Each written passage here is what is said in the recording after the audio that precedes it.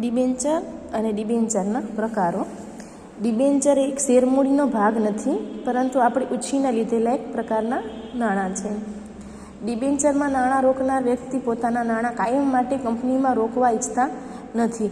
એવા લોકો ડિબેન્ચરની અંદર પોતાના નાણાં રોકાણ કરે છે કે જ્યાં એ લોકોને જોખમનું પ્રમાણ પણ ઓછું હોય છે અને ડિબેન્ચર હોલ્ડરને કંપની પોતાની મિલકતો પર તરતો બોજ આપે છે કે જ્યારે મિલકતો પર તરતો બોજ ઊભો કરવામાં આવે છે ત્યારે કંપની ડિબેન્ચર પર વ્યાજ ચૂકવવામાં કસૂર કરે અથવા તો ન ચૂકવે અથવા તો કોઈ કંપનીનું વિસર્જન થાય ત્યારે તે તરતો બોજ સ્થિર થાય છે.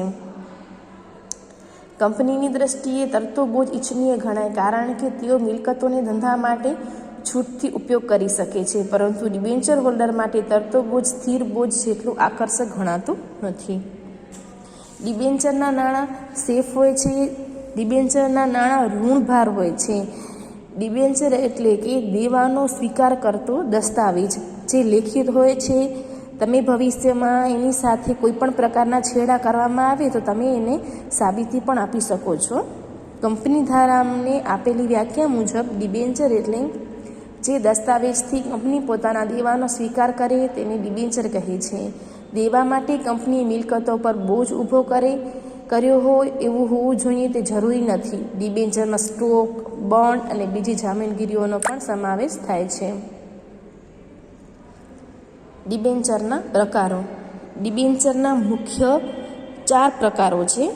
જામીનગીરીની દ્રષ્ટિએ, ફેરબદલીની સગવડ પ્રમાણે, પરત કરવાની શરત મુજબ અને રૂપાંતરની દ્રષ્ટિએ. અને આ 4 મુખ્ય પ્રકારની અંદર 2 એના પેટા પ્રકાર છે, જેમાં સૌપ્રથમ છે જામીનગીરીની મુજબ. એની અંદર ફર્સ્ટ છે સાદા ડિબેન્ચર. જ્યારે કંપની સાદા ડિબેન્ચર બહાર પાડે છે ત્યારે તે દેવા પેટે કોઈ જાતની જામીનગીરી આપવામાં આવતી નથી. એવા ડિબેન્ચર ફક્ત દેવાનો જ સ્વીકાર કરે છે, પરંતુ જો કોઈ કંપની તેના પરનું વ્યાજ નહીં ચૂકવે તો ડિબેન્ચર હોલ્ડરો કંપની સામે દાવો કરી શકે અને એનું વિસર્જન માટે અરજી પણ કરી શકે છે. ત્યાર પછી છે ગીરવી ડિબેન્ચર. આ પ્રકારના ડિબેન્ચર બહાર પાડવામાં આવે ત્યારે કંપની પોતાની કોઈ એક મિલકતો ગીરે મૂકવી પડે છે. એટલે કે ડિબેન્ચરની સામે કંપની પોતાની જમીન, મકાન, મિલકત એવી કોઈ પણ પ્રકારની અગત્યની મિલકત છે જેને ગીરવે મૂકી અને પછી ડિબેન્ચરનું કામ થાય છે. ત્યાર પછી છે ફેરબદલીની સગવડ પ્રમાણે કે જે ડિબેન્ચરને ફેરબદલી થઈ શકતી હોય એના પ્રમાણે એનો ભાગ પડે છે બેરર ડિબેન્ચર.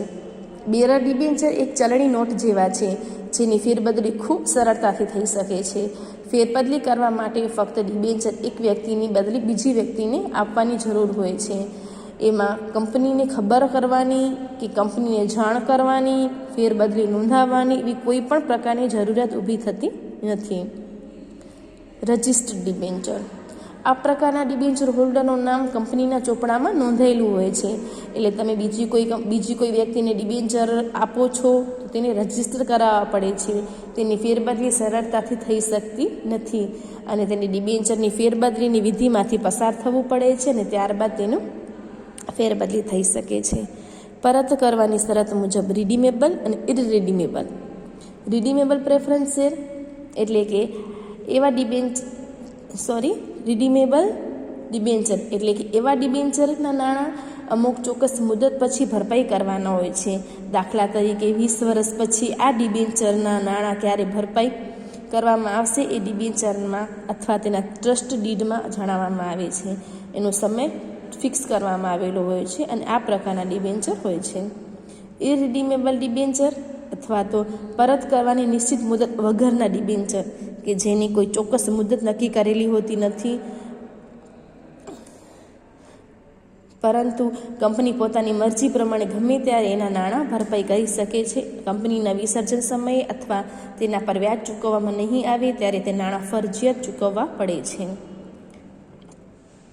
ત્યાર પછી છે રૂપાંતરની દ્રષ્ટિએ, જેનું રૂપાંતર થઈ શકતું હોય એવી રીતે કન્વર્ટેબલ ડિબેન્ચર.